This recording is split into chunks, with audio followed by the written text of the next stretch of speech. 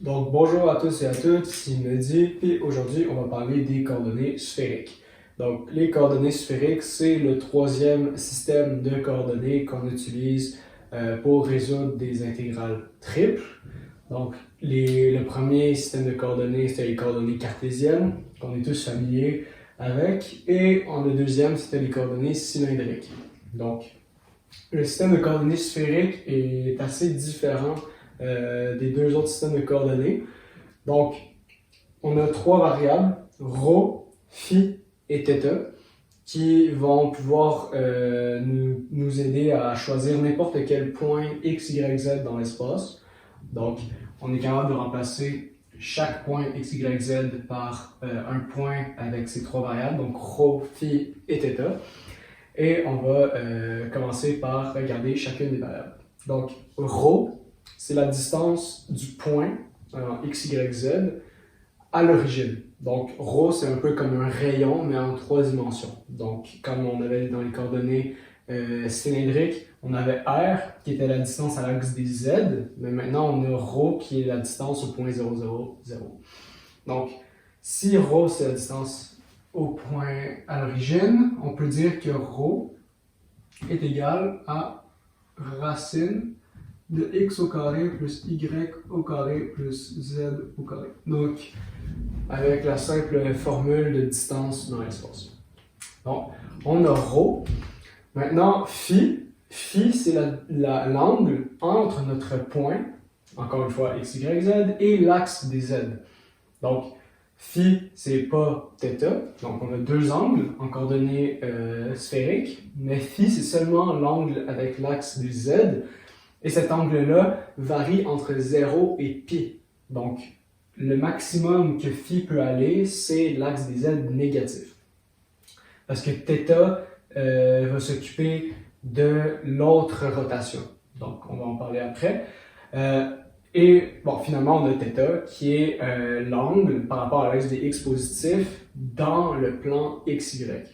Donc, on a un angle par rapport à l'axe des z et on a un angle par rapport à l'axe des x, mais de la projection de la distance ρ sur le plan xy. Donc, bref, qu'est-ce qu'on peut faire maintenant? On peut essayer de trouver des formules pour décrire x, y, z en fonction de ces trois variables qu'on a ici. Donc, ce qu'on va faire, c'est de l'algèbre linéaire. Donc, c'est assez simple. On va projeter sur des axes pour trouver x, y et z. Donc, si on veut trouver z, on a juste à projeter cette droite ici, donc qui est ρ. Donc, on a notre distance comme un vecteur déplacement. On le projette sur l'axe des z. Donc, mettons ici, on va avoir z qui va être là. Donc, mettons, on va dire... c'est ça. Ça va être notre coordonnée en z, peu importe ce qu'est z. Donc, c'est assez simple. On le voit ici, on a l'angle phi. Donc, c'est ρ fois cos de phi. Ça nous donne la coordonnée en z. Donc, on peut dire z, c'est ρ fois le cos de phi. Là, pour x et y, c'est un peu plus compliqué parce que là, on doit premièrement faire une projection dans le plan xy et ensuite faire une projection sur les axes. Mais c'est assez simple, dans le fond. Si on a z qui est égal à ρ cos de phi, ça veut dire que la projection qui est ici, dans le plan xy, c'est ρ sinus de phi. Et si on veut trouver x, par exemple, x, ben on a juste à projeter cette projection sur l'axe des x. Puis si on projette avec l'angle θ, on utilise l'angle θ pour faire la projection, on trouve que x, c'est ρ sin de phi cos de θ. Et en faisant la même démarche, on va trouver que y, c'est ρ sin de phi sinus de θ. Donc, on a les quatre formules qu'on utilise pour passer d'un système de coordonnées à un autre. Et là, on peut vérifier si les projections sont bonnes. Donc, on va vérifier si ces trois équations-là sont bonnes avec cette équation-là. Donc, si ρ, on veut le prouver ici, est égal à racine de x au carré plus y au carré plus z au carré, on doit trouver une égalité ici. Donc, x au carré, qu'est-ce que c'est? On va mettre ρ est égal à x au carré, c'est ρ au carré sin de phi au carré cos de θ au carré. Y, ça va être ρ au carré sin de phi au carré sin de θ au carré. Plus z au carré, ça va être ρ au carré cos au carré de θ. Donc, on a cette grosse équation-là, mais ça, c'est assez simple parce qu'on a des sin au carré et des cos au carré partout. Donc, ici, j'ai cos carré de θ, puis j'ai sin carré de θ. Donc, on va mettre ça en évidence, ρ carré sin carré de phi en évidence, puis cos carré de θ plus sin carré de θ, ça va nous donner 1. Donc, qu'est-ce qu'on va avoir? Finalement, on va avoir ρ au carré sin carré de phi plus ρ au carré cos carré de phi. Donc, j'ai juste fait une simplification ici. Puis ensuite, on a une autre identité trigonométrique. On a sin de phi, sin carré de phi et cos carré de phi. Donc, on obtient que c'est égal à ρ est égal à la racine de ρ au carré est égal à ρ. On a validé notre équation, donc nos projections sont bonnes et ces formules sont valides, donc ça fonctionne. Donc, ce qu'on va faire là, c'est la base des coordonnées sphériques. Puis là, on va voir comment est-ce qu'on décrit un domaine en coordonnées sphériques, ce qui va être utilisé pour résoudre des intégrales triples.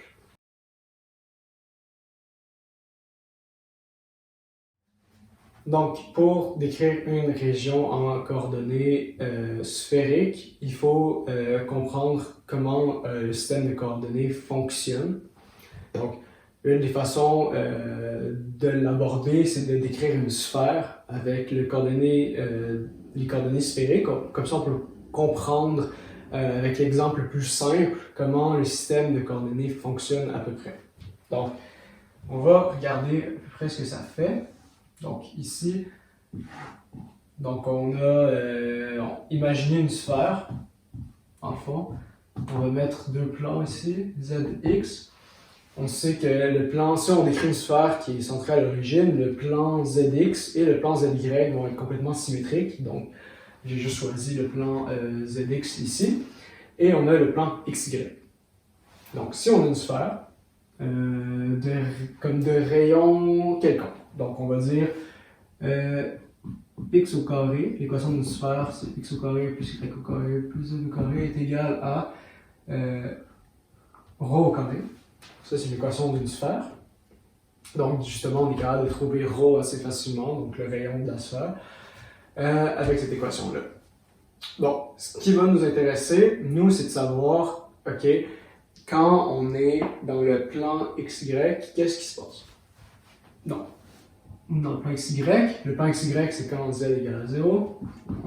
Ça c'est 0. On a x au carré plus y au carré qui est égal à ρ au carré. Donc ça c'est l'équation d'un cercle de rayon ρ.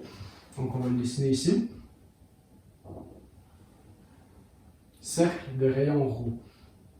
Donc on va avoir un certain rayon ici qui est ρ. On a notre cercle est défini sur 2π. Donc c'est un tour. Donc on voit qu'on est de 0 à 2π. Donc on peut déjà dire, ok, quand on décrit une sphère, nécessairement notre angle θ, qui est l'angle par rapport à l'axe de x, est de 2π. Donc on sait que θ va varier entre 0 et 2π. Maintenant, ρ va varier entre quoi et quoi? Ρ varie entre 0 et ρ. Donc, ρ est la limite de la sphère. Donc, quand on est à l'extrémité de la sphère, on va avoir une valeur maximale de distance par rapport à l'origine de ρ. Donc, on sait que ρ varie entre 0 et on va mettre ρf. donc rho final. Donc, rho F. Mais maintenant, phi, il varie entre quel angle et quel angle. Donc ça, c'est un peu plus difficile de le voir. Mais si phi, c'est l'angle par rapport à l'axe des Z, eh bien, ce qu'on va se rendre compte, c'est que phi peut seulement varier entre 0 et pi. Parce que si, admettons, je prends, on va rajouter une dimension ici. Donc, on va rajouter y. Donc, si je prends le cercle ici, x, y, et que je le mets là, là, on a un cercle à 2 dimensions. Mais là, moi, je veux créer une sphère avec ça.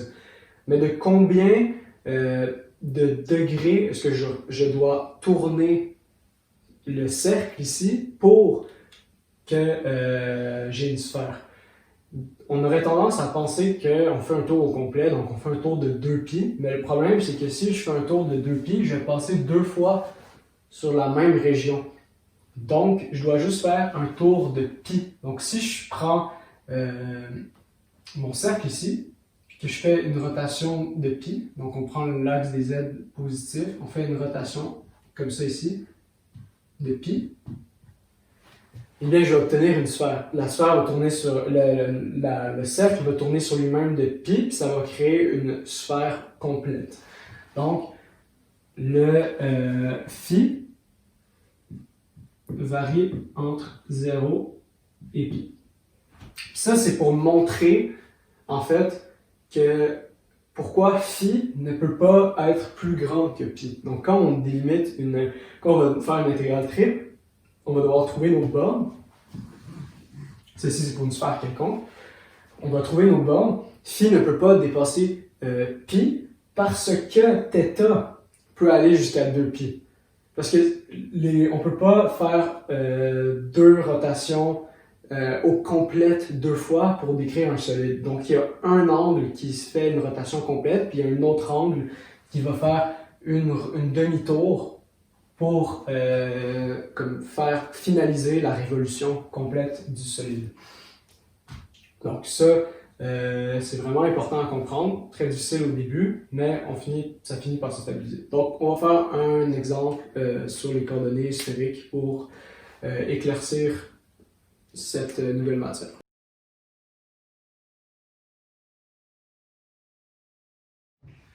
Donc, on va faire un exemple qui est convertir en coordonnées sphériques les 2 points qui sont ici en coordonnées cartésiennes. Donc, on commence par le A, le point 0, moins 2, 0. Donc, qu'est-ce qu'on peut faire en premier quand on veut transformer un point cartésien en coordonnées sphériques? On va tout simplement trouver ρ en premier. Donc là, on a ρ qui est égal à la racine de x au carré, 0 au carré, plus moins 2 au carré, plus 0 au carré. Donc, ρ est égal à 2. Donc, on a une première variable. Maintenant, on veut trouver θ. Donc, θ, ça va être assez simple. On a 0, moins 2 qui est x et y. Donc, on a le point en x et en y. Donc, ce qu'on peut faire, on peut dessiner un plan, x, y, 0, moins 2, on est ici. Donc on a le point 0, moins 2. Puis l'angle par rapport à l'axe des x, c'est cet angle ici, qui est 3π sur 2, dans le fond. Donc on fait une rotation de 3π sur 2 pour arriver à ce point-là ici. Donc on a θ, qui est égal à 3π sur 2. Assez simple. Puis maintenant, tout ce qui nous reste à trouver, c'est la phi. Donc avec la coordonnée en z, on va pouvoir trouver phi. Donc on sait que z est égal à ρ cos de phi. On sait ρ c'est 2, puis on sait que z c'est 0.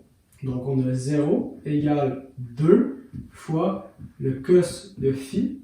Puis, on sait que phi appartient à l'intervalle 0 jusqu'à pi.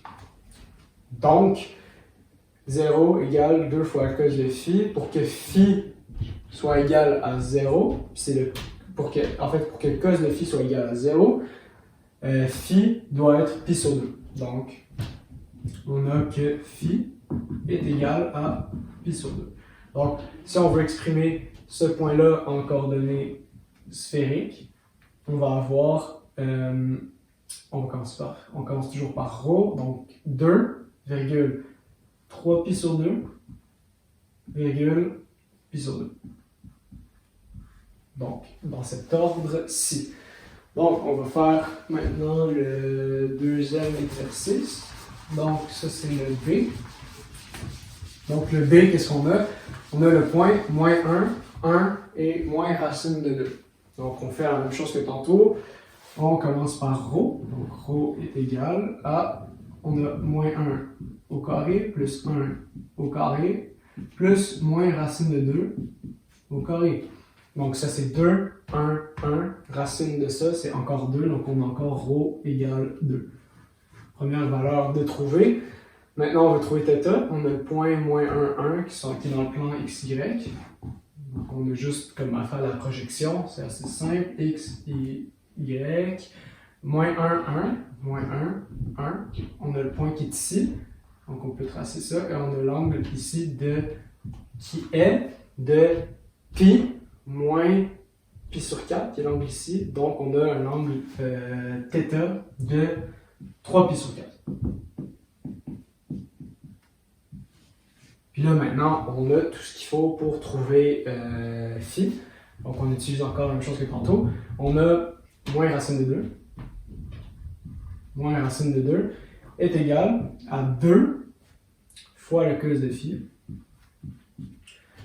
Donc, on a moins racine de 2 sur 2 qui est égal cos de phi. Donc, si vous voulez, on peut aussi dire que c'est moins 1 sur racine de 2 qui est égal à cos de phi. Puis là, on veut trouver phi avec moins 1 sur racine de 2. Mais là, on n'oublie pas, on est encore dans l'intervalle entre 0 et pi.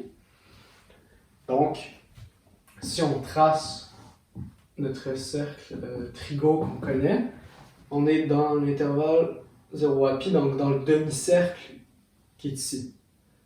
Donc, si on a moins 1 racine sur racine de 2, alors qu'est-ce qu'on a ici? On a l'angle qui est ici, qui est de encore 3 pi sur 4. Donc, phi est égal à 3 pi sur 4. Encore une fois. Donc, on a ρ, θ et phi qu'on a décrit pour le point moins 1, 1 et moins racine de 2. Donc ça, c'est assez simple, c'est juste une application de formule puis un système d'équations à résoudre. Mais il y a des trucs beaucoup plus compliqués qu'on va faire dans le prochain exemple.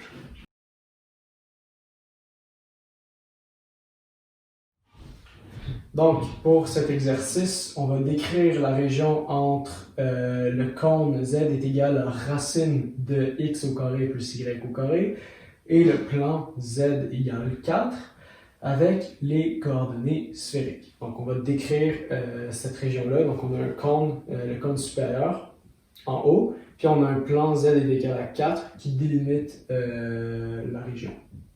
Donc, ici, je vais mettre la représentation en 3D du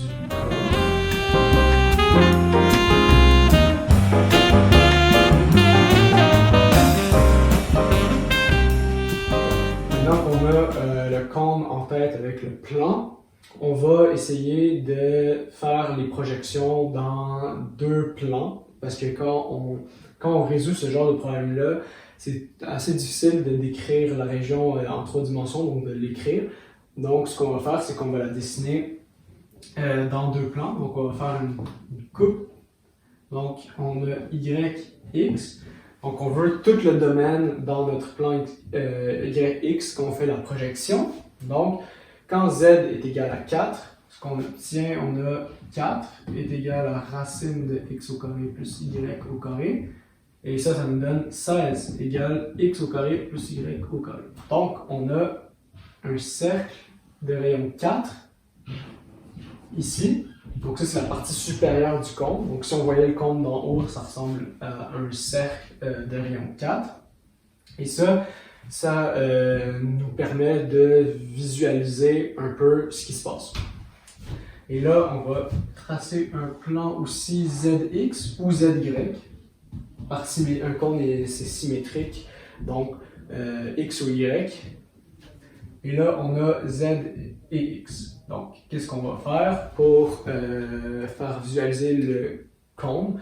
On va mettre Y est égal à 0 dans ce cas-là, parce qu'on est comme dans le plan ZX, donc Y est égal à 0.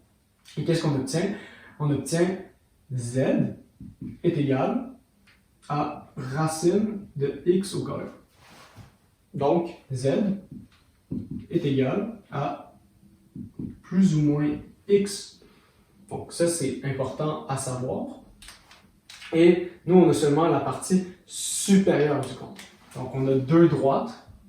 Donc, on a X, la droite X, qui est ici. Et on a la droite moins X, qui est ici.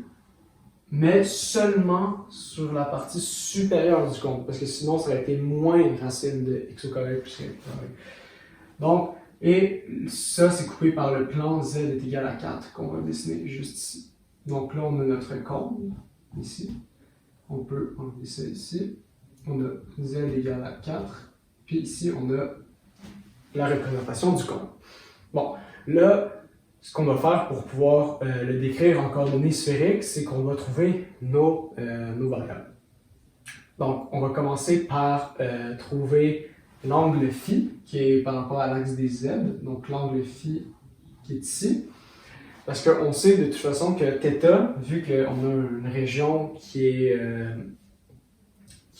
comme un cercle, quand on le projette dans le plan XY, ça veut dire que notre angle θ par rapport à l'axe des X varie entre 0 et 2π. Donc on peut dire θ varie entre 0 et 2π. Puis là maintenant on va trouver l'angle phi. L'angle phi, vu qu'on a la droite X et moins X, on peut facilement le trouver. Donc on voit un peu que c'est π sur 4, mais la vraie manière de le faire, c'est de résoudre. Donc algébriquement, ce qu'on va faire, c'est qu'on va dire OK, Z, c'est égal à ρ fois le cos de phi, mais Z, c'est aussi égal à racine de x au carré plus y au carré. Donc, on a la racine de x au carré plus y au carré qui est égal à ρ cos de phi. Et là, on veut résoudre ça ici, puis on va pouvoir isoler phi. Donc, x au carré plus y au carré, c'est ρ au carré sinus de phi. On peut l'écrire au long. Phi au carré, cos carré θ, plus ρ carré sin carré de phi, sin carré de θ. Et tout ça, c'est égal à ρ cos de phi. Puis on a la racine de tout ça. Et là, on va trouver phi. On va trouver phi là-dedans. Bon, ici, on a cos carré θ, sin carré θ. On va mettre tout ça ensemble. Puis là, ce qu'on va obtenir, on va obtenir ρ sin de phi est égal à ρ cos de phi. Les ρ s'annulent. On a sin de phi égale à cos de phi. Puis on sait que phi varie entre 0 et π. Et il y a seulement un angle dans cet intervalle où le sin de phi est égal au cos de phi, et c'est phi est égal à π sur 4. Donc, ce qu'on voit, c'est que phi varie entre 0 et π sur 4. Puis ensuite, il y a une rotation autour de l'axe des Z de 2π par rapport à l'axe des X. Donc, on sait que phi varie entre 0 et π sur 4. Donc, on va écrire tout ça. Bon. Donc, on a phi varie entre 0 et π sur 4, et on a θ qui varie entre 0 et π sur 2. Donc là, maintenant, on peut se demander, OK, mais ρ varie entre quoi et quoi? Ρ, ici, on voit qu'il y a une droite. Il est coupé, donc ρ n'est pas constant. Comme quand on a une sphère, le rayon de la sphère est constant, peu importe où on se déplace par rapport aux deux angles. Mais dans ce cas-là, c'est pas le cas.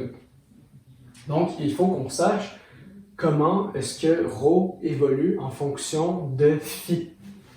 Parce que ρ est indépendant de θ, vu qu'on a de 0 à 2π, puis qu'on voit clairement ici que ρ varie seulement en fonction de phi. Donc, on va devoir trouver une fonction de une fonction de phi. Donc, qu'est-ce qu'on peut dire? On sait que z, c'est égal à ρ cos de phi. Ρ, c'est ce qu'on cherche. Puis phi, on veut une fonction de phi pour trouver ρ. Et z, on sait que z est égal à 4. Lorsque pour tous les angles de phi, on va avoir z au maximum qui est égal à 4. Donc, on peut dire 4 est égal à ρ cos de phi. Et là, tout simplement, on a 4 sur le cos de phi qui est égal à ρ.